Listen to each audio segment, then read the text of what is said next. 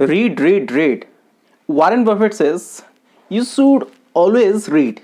Okay, if you want to be a good investor, or suppose you want to be a good speculator or a trader, you should read. Intensive reading. So much books are there, like Intelligent Investor and Warren Buffett's like style of teaching, style of investing. So many good books are there for if you want to be a good investor, and many good books are there if you want to be a good trader. So basically हमें बहुत कुछ पढ़ना चाहिए. अगर काफ़ी books पढ़ेंगे तो हमारा जो नॉलेज है, हॉराइजन जो है, देखने का जो नज़रिया है वो बढ़ेगा. वो उससे हम काफ़ी अच्छा जज कर पाएंगे कि ट्रेंड को कैसे पकड़ना है, अच्छे स्टॉक्स को कैसे पकड़ना है.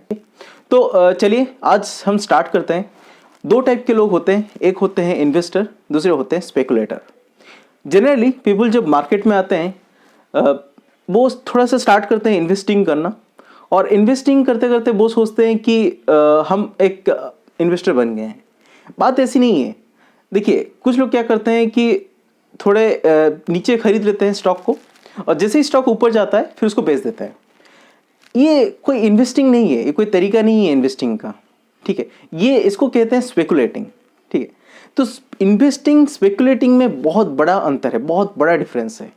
और अगर आप दोनों ही बनना चाहते हैं तो मेरे हिसाब से आप कहीं ना कहीं गलत कर रहे हैं. ये चीज़ आपको सही करना होगा. आप दोनों नहीं बन सकते हैं. अगर आप दोनों चीज़ करेंगे, स्पेकुलेटिंग भी करेंगे, इन्वेस्टिंग भी करेंगे, थोड़ा थोड़ा करके आप अपने पोर्टफोलियो को ही खाली कर रहे हैं, इसका मतलब. So I am here to tell you what you should do. If you want to be a speculator, what should be your mindset. If you want to be a investor, what should be your mindset. Generally जो investor होते हैं वो अच्छे businesses पकड़ते हैं, valuation देखते हैं company का, कम में बाय करते हैं, चिप सस्ता बाय करते हैं, महंगा बेचते हैं. तो इन्वेस्टिंग का जो तरीका है, that's it totally whole different story than the trading, than the speculating. Speculator क्या करता है ना, वो केवल प्राइस पे ही जीता है, मतलब प्राइस पे ही जीता मरता है वो प्राइस पे. तो भाव उसके लिए भगवान है स्पेकुलेटर के लिए.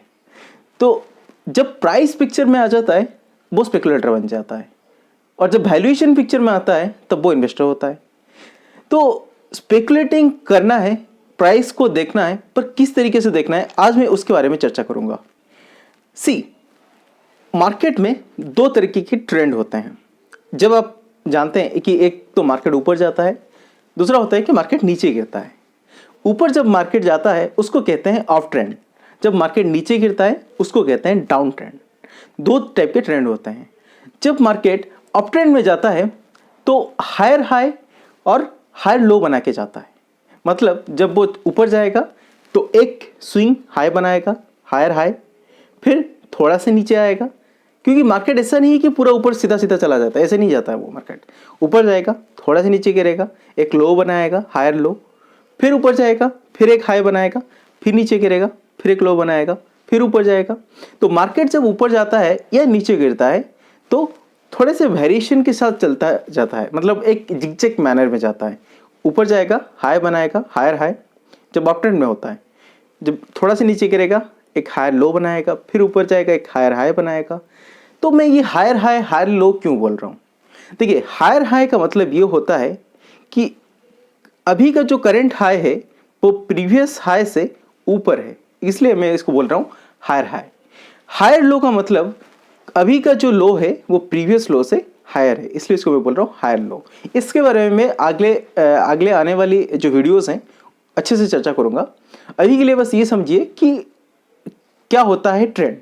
एक होता है अप ट्रेंड, जब मार्केट ऊपर जाता है तो हायर हाई हायर लो बना के जाता है.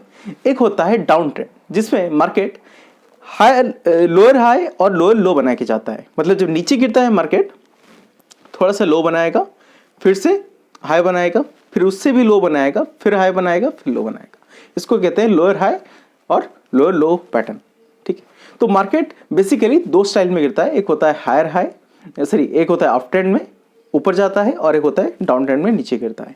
इसके बारे में, ट्रेंड के बारे में मैं आपको ट्रेंड को कैसे पकड़ के इन्वेस्टिंग करना है, क्या करना है, तो उसके बारे में आगे आने वाली जो वीडियोस है अच्छे से बताऊंगा. अभी चलिए बात करते हैं कि प्राइस को अगर मुझे देखना है तो कहाँ पे देखना है और किस तरीके से देखना है. ठीक है, तो प्राइस को देखने के लिए हमारे पास डिफरेंट डिफरेंट टाइप के चार्ट्स होते हैं। एक होता है कैंडल स्टिक चार्ट, जो आप अभी देख सकते हैं। दूसरा होता है लाइन चार्ट, ठीक है, ये आप देख सकते हैं। और तीसरा होता है बार चार्ट। 3 तरह के चार्ट होते हैं। ये तीनों चार्ट में से बेसिकली जो ट्रेडर आज के ज़माने में यूज़ कर रहे हैं वो है candle stick chart. Line chart, bar chart पहले काफ़ी ज़्यादा यूज होता था, पर 1980 के आसपास स्टीव नेशन, उनका एक बहुत अच्छा बुक आपको मिल जाएगा, स्टीव नेशन का कैंडल स्टिक पैटर्न्स, बहुत अच्छा बुक है वो, काफ़ी मेरा फेवरेट बुक है। वो बुक आने के बाद जो ट्रेडर यूज़ करते थे पहले, जो लाइन चार्ट, बार चार्ट, उसको छोड़ के कैंडल स्टिक की तरफ शिफ्ट हो गए। क्यों शिफ्ट हो गए उसका मैं रीज़न आपको बताता हूँ, और आपको क्यों कैंडल स्टिक से काम करना चाहिए वो भी मैं आपको बताता हूँ।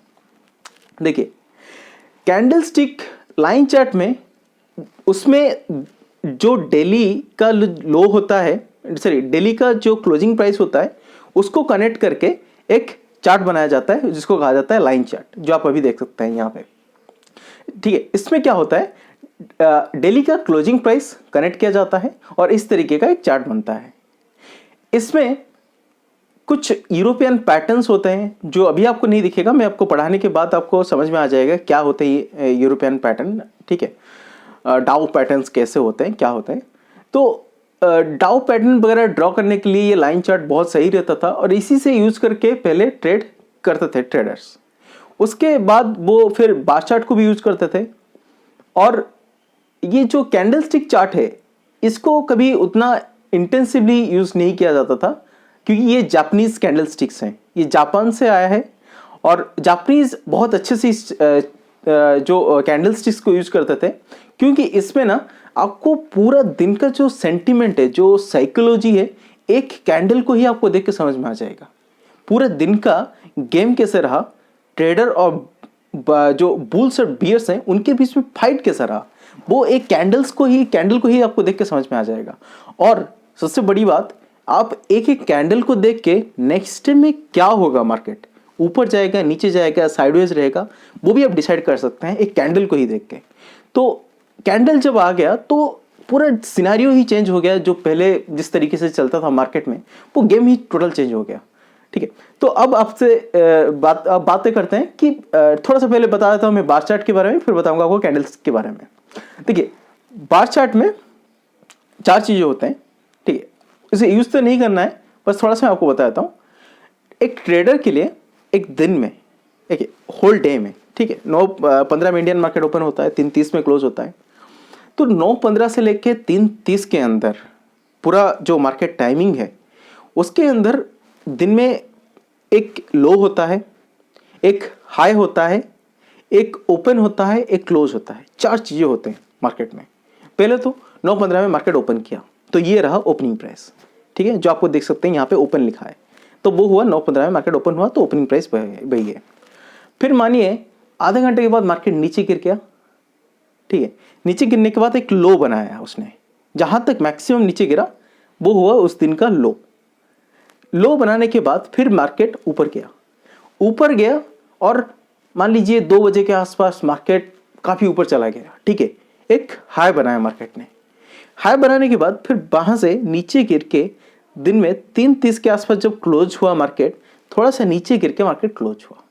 तो 4 चीजें हुआ। एक हुआ, पहले मार्केट ओपन हुआ 9:15 में, फिर मार्केट दिन में एक लो बनाया, फिर एक हाई भी बनाया और फाइनली क्लोज किया। तो 4 चीजें हो गए मार्केट में, ओपन, हाई, लो, क्लोज। और ये चारों डाटा एक ट्रेडर के लिए काफी इंपॉर्टेंट होता है। इन चारों चीजों को ही देख के एक ट्रेडर जनरली ट्रेड करता है, एक स्पेकुलेटर। ठीक है, तो आप एक बार चार्ट में ये चारों चीजें देख सकते हैं कि कब ओपन हुआ, लो कितना था, हाई कितना है, क्लोज कहां पे हुआ। यही सेम चीज आप कैंडल में भी देख सकते हैं। और कैंडल आपको एक अच्छा एक व्यू देगा बार चार्ट से। ठीक है, ये बार चार्ट का डाटा भी आप कैंडल में देख सकते हैं, पर कैंडल में आपको एक अच्छा फीलिंग्स आएगा, एक साइकोलॉजी स्ट्रांग बिल्ड होता है। आपको पता चलता है कि क्या बता रहा है दिन में, टोटल ट्रेडिंग आवर में क्या हुआ। ठीक है, तो चलिए आप कैंडल्स की तरफ चलते हैं। तो कैंडल जो है एनाटॉमी उसके ऊपर बात करेंगे तो पहले से ही मैं बता चुका हूँ, ये जापान से आया है। इंडिया सॉरी अमेरिकन ट्रेडर जो होते थे वो पहले लाइन चार्ट, बार चार्ट ये सब यूज़ करते थे। अभी ये जो कैंडल एनाटॉमी में आपको बता रहा हूँ ये जापानीज कैंडल स्टिक्स है, ठीक है, और इनके बारे में अभी चर्चा करेंगे और यही आपको यूज़ करना है आगे आने वाले ट्रेडिंग सेशन में। और जब भी, और आप इतना निश्चिंत रहिए कि इंडिया में जितने भी ट्रेडर्स होते हैं इसी को ही यूज़ करते हैं, कोई टेंशन की बात ही नहीं है। चलिए, दो टाइप के कैंडल होते हैं, एक होता है ब्लू कैंडल, दूसरा होता है रेड कैंडल। ब्लू कैंडल कब बनता है? जिसको कहते हैं बुलिश कैंडल, ठीक है। एक होता है रेड कैंडल जिसको कहते हैं bearish candle. Bull candle, bullish, green वाला कैंडल जो होता है, ठीक है, ग्रीन या ब्लू कुछ भी ले लीजिए, रेड कैंडल, बेयरिश, ठीक है। तो दो तरह के कैंडल होते हैं। जब जिस दिन मार्केट ऊपर जाता है, नीचे ओपन हुआ, ऊपर क्लोज हुआ, उस दिन बनता है बुलिश कैंडल या ग्रीन कैंडल। जिस दिन मार्केट ओपन हुआ, नीचे जाके क्लोज हुआ, नीचे गिर के क्लोज हुआ, उसको कहते हैं बेयरिश कैंडल या रेड कैंडल, ठीक है। तो अभी इनके बारे में थोड़ा और चर्चा करते हैं, बुलिश कैंडल और बेयरिश कैंडल के बारे में। तो ये स्टीव निशन है, आप अभी देख सकते हैं स्टीव निशन को। स्टीव निशन इन्होंने ही आपका जो कैंडल स्टिक का जो पाठ पढ़ाया है पूरा विश्व को, ठीक है। जापान में तो था ही पहले, पर विश्व को पाठ इन्हीं ने ही पढ़ाया, ठीक है। इन्होंने ही सिखाया पूरा दुनिया को कि ये कैंडल्स क्या होते हैं, किस तरीके से चलते हैं, ठीक है। देखिए, कैंडल में तीन चीज होता है।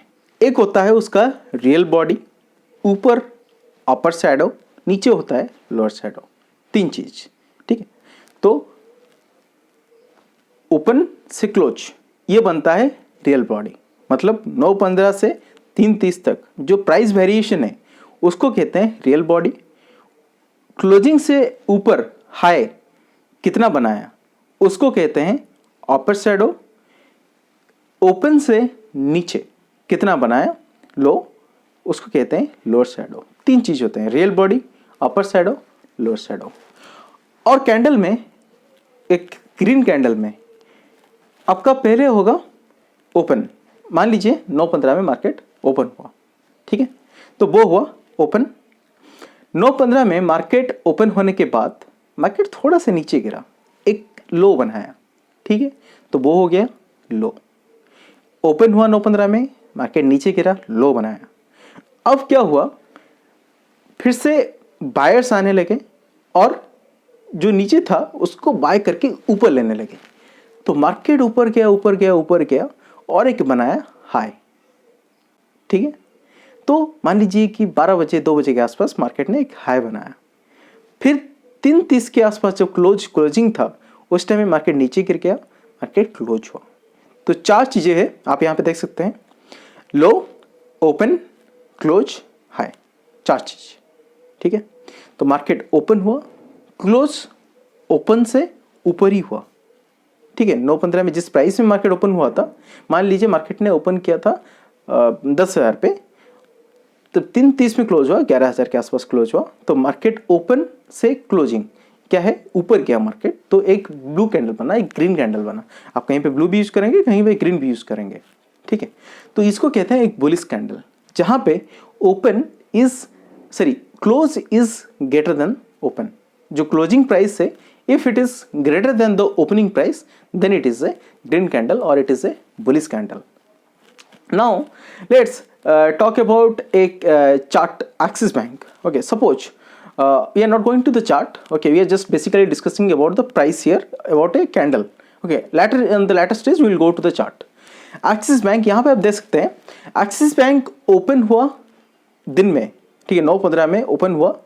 ये एक दिन का कैंडल है, ठीक है। मैं आपके इसके बारे बाद में बताऊंगा आपको, और ये कैंडल भी होते हैं, 15 मिनट के भी होते हैं।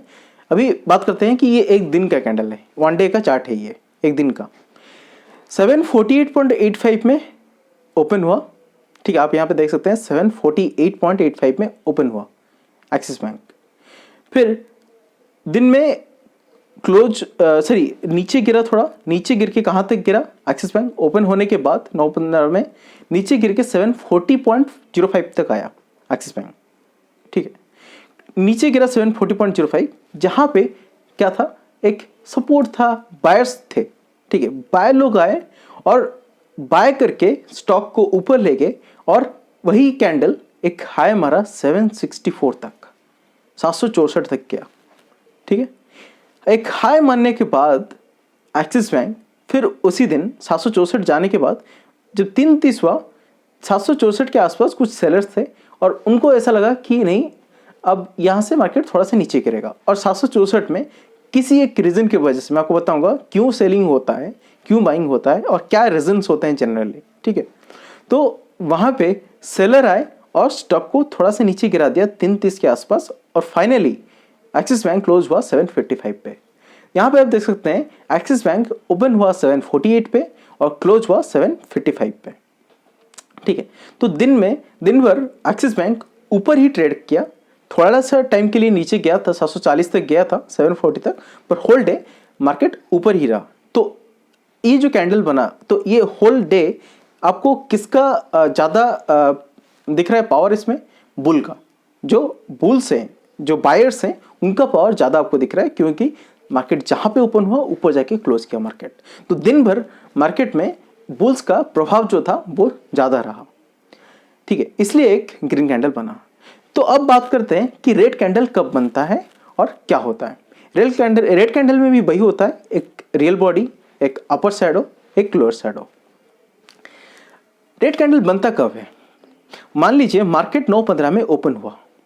ठीक है, अगर मार्केट जहां पे ही ओपन हुआ और ऊपर जाके ओपनिंग से ऊपर जाके क्लोज नहीं कर पाया, 3:30 में, 9:15 में ओपन हुआ, अगर 3:30 में मार्केट जब क्लोज होता है, अगर उससे ऊपर जाके क्लोज नहीं कर पाता है, उससे नीचे क्लोजिंग देता है, तो फिर मार्केट जो बनाता है रेड कैंडल बनाता है। होल डे में सेलर का प्रभाव ज़्यादा रहता है और उसको कहते हैं एक बेरिश डे, एक बेरिश कैंडल। आप यहाँ पे देख सकते हैं मार्केट सपोज ओपन हुआ 9:15 में, ओपन होने के बाद थोड़ा सा बायर आए, स्टॉक को ऊपर खरीद के लेके एक हाई लगाया उसने और थोड़ा सा ऊपर जो गया था वही उसका दिन का हाई रहा, उसके ऊपर फिर गया ही नहीं, नीचे गिरा, नीचे गिरता चला और एक So here is a candle of one day candle of Tata Power, and you can see, so Tata Power opened at a price of 124.90। तो दिन का 124.90 में उसने ओपन किया, फिर ओपन करने के बाद थोड़ा सा ऊपर गया, 125.45 तक गया, जाने के बाद फिर स्टॉक नीचे जाना शुरू किया क्योंकि वहाँ पे सेलर बहुत थे। 125.45 उस प्राइस पे सेलर काफ़ी हावी थे और स्टॉक नीचे जाने लगा। जब स्टॉक नीचे गया तो ये दिन का लगभग लो 122.60 तक गया, मतलब 3:30 में मार्केट क्लोज होने से पहले 122.60 तक गया उसने। तो वहाँ जाने के बाद फिर वहाँ पे थोड़ा सा बाइंग दिखा और मार्केट फाइनली 3:30 में 122.90 पे क्लोजिंग दिया। तो यहाँ पर आप देख सकते हैं टाटा पावर ओपनिंग किया 124.90 पे, क्लोजिंग दिया 122.90 पे, जो तो लगभग 2 पॉइंट नीचे उसने क्लोजिंग दिया, 2 रुपये नीचे।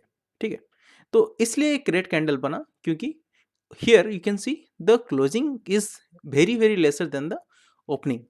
So whenever the closing is lesser than the opening, then a red candle become like forms, and that signifies a bearish day.